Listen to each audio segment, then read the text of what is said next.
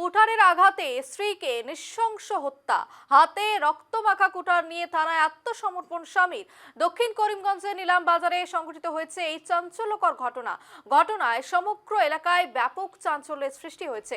অভিযুক্ত স্বামীর নাম জয়নাল উদ্দিন বলে জানা যাচ্ছে এবং প্রাথমিক খবর অনুযায়ী পারিবারিক কলহের জের ধরেই জয়নাল উদ্দিন অত্যন্ত নৃশংসভাবে নিজের স্ত্রী সফিয়া বেগমকে কুঠার দিয়ে আঘাত করে হত্যা করেন। এরপর অস্ত্রসহ জয়নাল নিলামবাজার থানায় আত্মসমর্পণ করে এবং পুলিশ সূত্রে প্রকাশ, ঘটনার খবর পেয়ে সঙ্গে সঙ্গে পুলিশের একটি দল ঘটনাস্থলে পৌঁছে মৃতদেহ উদ্ধার করে এবং তদন্ত শুরু করে।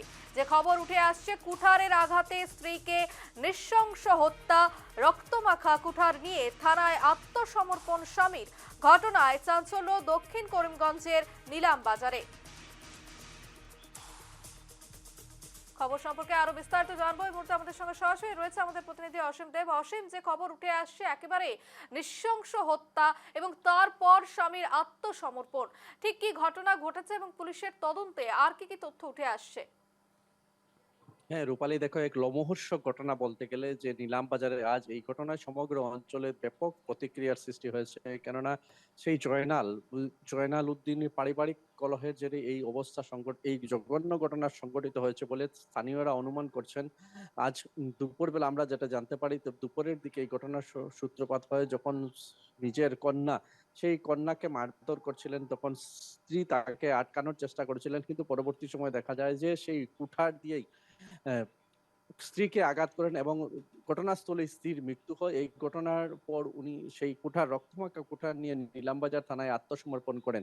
এই ঘটনার খবর পাওয়ার সঙ্গে সঙ্গেই কিন্তু নিলামবাজার পুলিশ ঘটনাস্থলে উপস্থিত হয় এবং মৃতদেহ উদ্ধার করে, এবং পুলিশের মোবাইল ফরেন্সিক ভ্যান সেখানে গিয়ে তদন্ত আরম্ভ করে এবং দণ্ডাধীশ উপস্থিতিতে সেখানে তদন্ত প্রক্রিয়া আরম্ভ হয়েছে। এবং বর্তমানে কিন্তু সেই মৃতদেহ উদ্ধার করে করিমগঞ্জ অসামরিক চিকিৎসালয়ে প্রেরণ করা হয়েছে ময়না তদন্তের জন্য। এখানে একটা কথা উল্লেখ করা যায় যে দীর্ঘদিন থেকে তাদের মধ্যে পারিবারিক কলহ চলছিল, যে এই পারিবারিক কলহের জেরেই কিন্তু আজকের এই নির্মম হত্যাকাণ্ড, এবং এই নির্মম হত্যাকাণ্ড